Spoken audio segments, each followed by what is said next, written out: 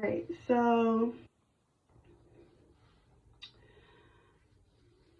as I'm finishing my hair, this is what I got on here. It's not to downplay anyone's work or to like bash them or anything like that. That's not what I'm trying to do with what I'm about to speak about. What is going on? Now it's just like fine. Now it's thick. Yes. Oh my God. I'm not even talking about you.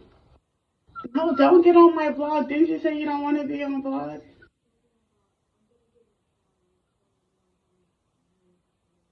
It's fine. It won't make any noise.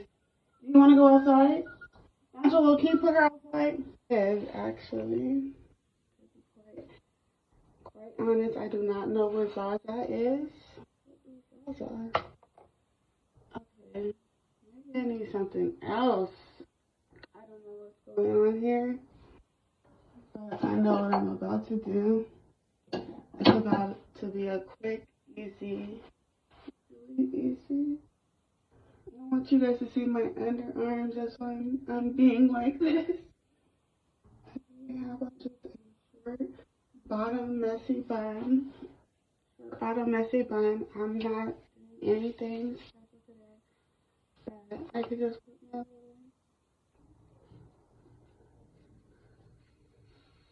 little, like too many bands, but I'll just do something. I guess. I know people are gonna be like, "Girl, those are not." I don't give a fuck what anybody says. I'm not supposed to catch my. I don't know. I don't know what I can do online anymore. I've been on you guys like. Oh, I'm gonna talk about the therapist thing, but oh my god, I've been on the internet since, the early 2000s, like when it first came out. Like, I don't know if it was at the end of the 1990s or what, and we got dial-up. I mean, we were on AIM chatting. Like, this is an email service, AOL, chatting it up with everybody. You could just add, like, it was so fun. It was just so fun. AIM was, if you didn't have AIM and people weren't aiming you, nobody, we were going outside to see each other, but everybody didn't always get to see each other, so that was fun. Um,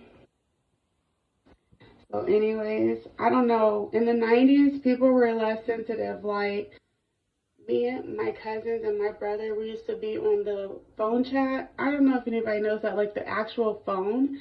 Like we would have a phone. I don't know if this rang up the bill, like the phone bill. I have no idea because it's a hotline. I don't know what hotline it was. It's like something you found in the phone book or you saw it on TV. Call now to chat in with other people. Like we used to have chat lines just to talk to people, not like it wasn't about dating or anything like that. You could just talk to people. That's what was different about the 90s is there was kind of always like a kind of support going on. Um, so anyways, um, we grew up in a time where making fun of each other was just something so natural. And on those phone lines, I don't even know if I can repeat on here. I don't know if I can repeat on here the jokes that we told to each other. We're black and we're saying black things, and they're Hispanic, saying Hispanic things, but they're speaking English to us. We're all talking to each other, but we're all like laying out some heavy, heavy jokes onto each other. Today, I don't know. Somebody comment if I get like 100 yeses, I'll talk about it. But other than that, I don't know. I need some opinions to know if that's something I should talk about, even though it's like supposed to be a funny joke. Okay. Remix where we're supposed to be. So, I want to talk about therapy. I have been to many therapists from moving around, um, never found that one therapist. Well, I kind of did. I'll tell that in a bit. I never found a therapist that I could have long term, regardless of the situation, good, bad, or indifferent. So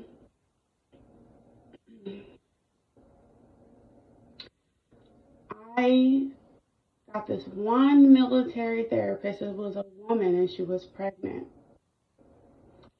She really had me opening up at a time where I wasn't very open with people.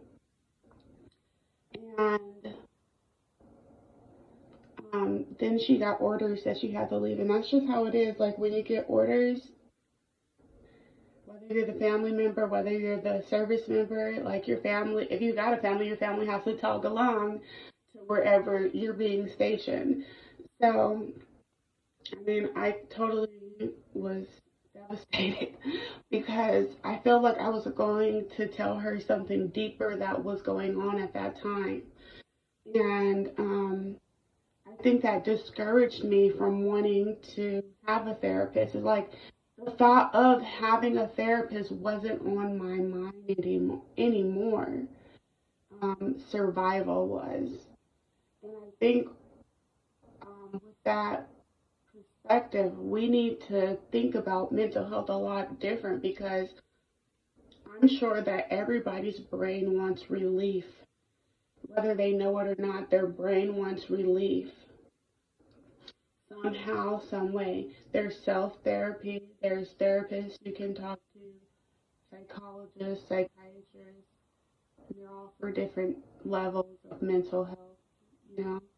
Like, I'm not a doctor, so you have to, if you have questions about that, maybe I can find some links to, like, the government website with that information. That's where they would probably send you if you wanted information on something. So,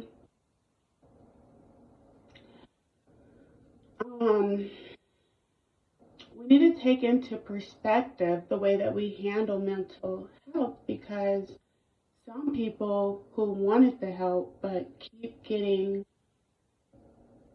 unavailable therapists or therapists that are not professional. Like in my case, I wanted therapy right away after trauma, and I started going to a male therapist, but he turned out to be very, very inappropriate.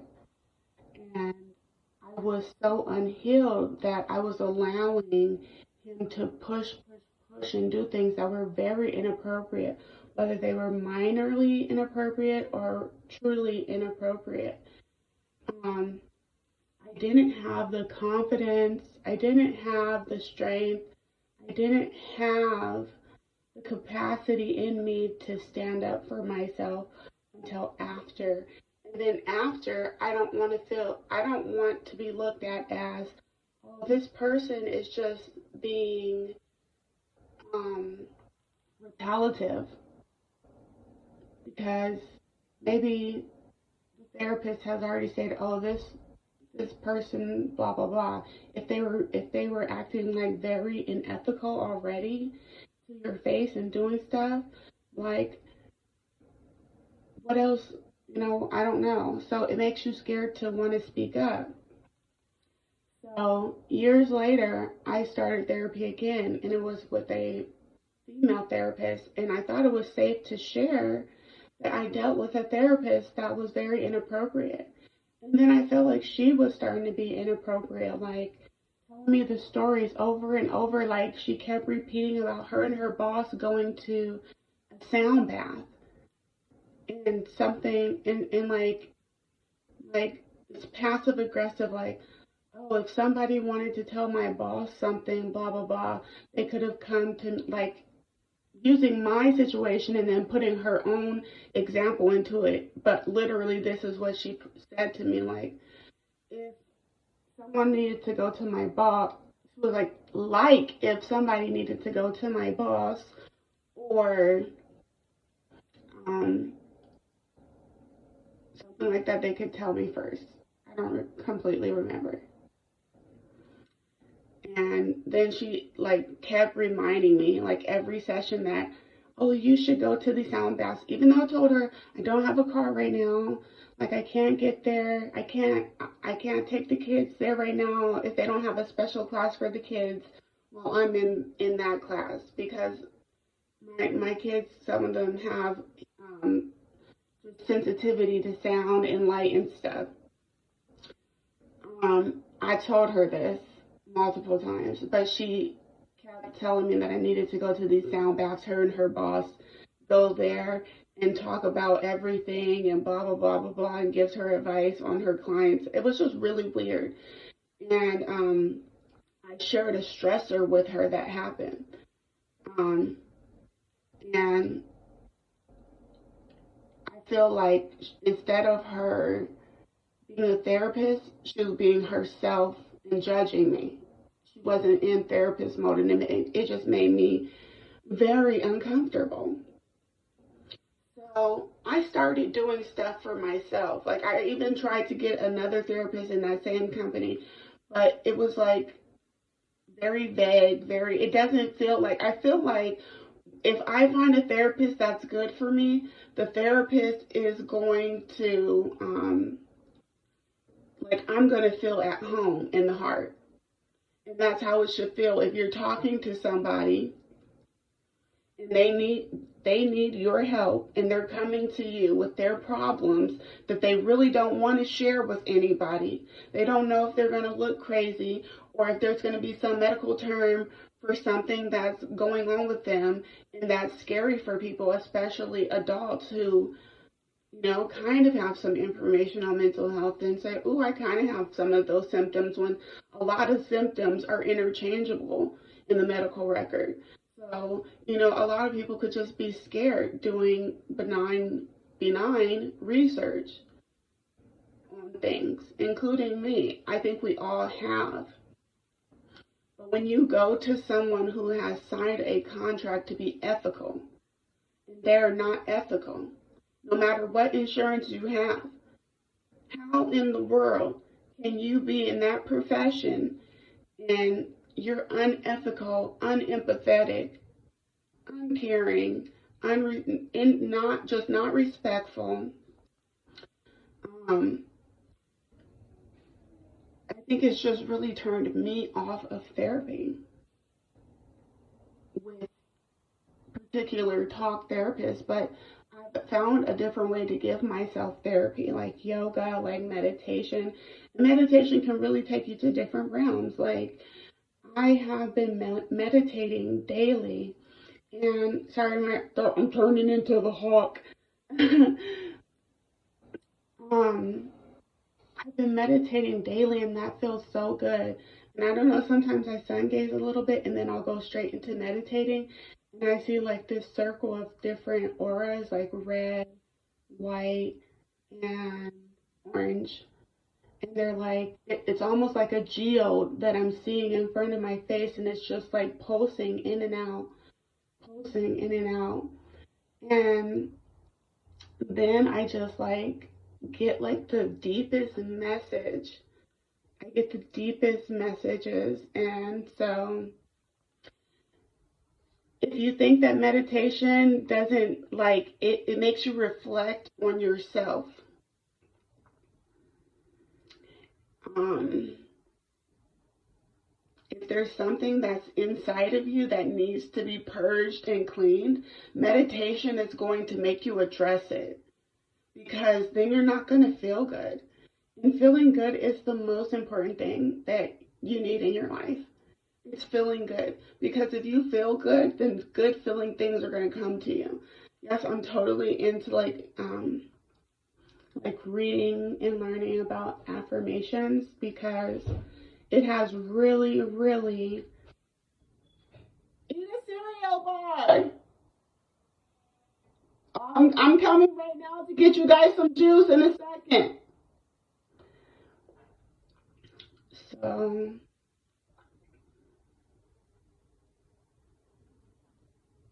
don't judge me. Um, so,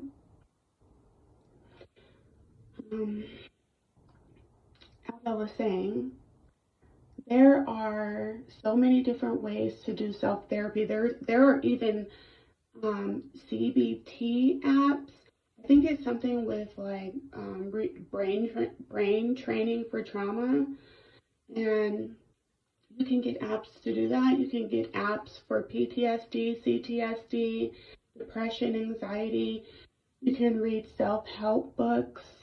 A lot of the time when I wasn't in physical, not physical therapy, but actual other party therapy where there's a licensed therapist, I read self-help books that are written by therapists. You know, everybody is not in the same jazz as always seeing an in-person therapist, but I do absolutely think everyone should see an in-person therapist at least twice. Because you never know what you get the first time, and maybe it might be a good one and you get to keep that therapist. And it's like, hey, this is for me. Or you might see a second one and that one actually turned out good for you. And you can get some perspective, because at the end of the day, having a therapist is getting a better perspective of your life. You have to be willing to listen to the information, to put it in action to change your life. And it's just up to you if you want to do that. It's not really up to the therapist. And that's what we need to understand. We need to understand that a therapist is not a higher authority than us. Stop feeling so uncomfortable. It feels that way because they have the power to report certain things. So really you don't even know if you can truly open up about the way you're feeling that day. The therapist I was at, every time I would say something deep or I was just really crying, like having a crying session, do you want to harm yourself? Every session. Do you want to kill yourself? And it was so irritating because I'm like, are you going to ask me that every single week? I can't cry. I can't have feelings. Oh no, this is not for me. Because I came to therapy to express my feelings and, let out what's in here so that I can start to heal from that. But you know what? Everything works out exactly as it's supposed to. I have grown as a woman, and I love that for myself. It feels amazing. And also, a part of that growing is because of the therapist I was going to. She wasn't always like that, but she started to act like that for some reason towards the end of our journey. And maybe, I don't know. I don't have an excuse for it. I didn't like the behavior. Um, but it's fine. I wish her the best because she's actually a great therapist. Um, that doesn't mean I have to like the behavior though. Um, and I'm not gonna complain about it because um, I think that everyone can learn. Everyone can learn from their mishaps because mistakes are just lessons. And we look at so many things in society as so bad, like if we're not perfect, but we're not meant to be perfect. We're going to make mistakes.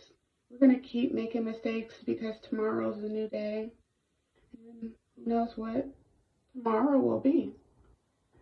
So I'm about to get off of here. I got to get my kids some juice. I told them that I would. And that's it. Peace out, guys. Love you. This has been Confrontational Conversations with Kanaya, episode 4. When will she release it? Because I still have to release 3. Peace.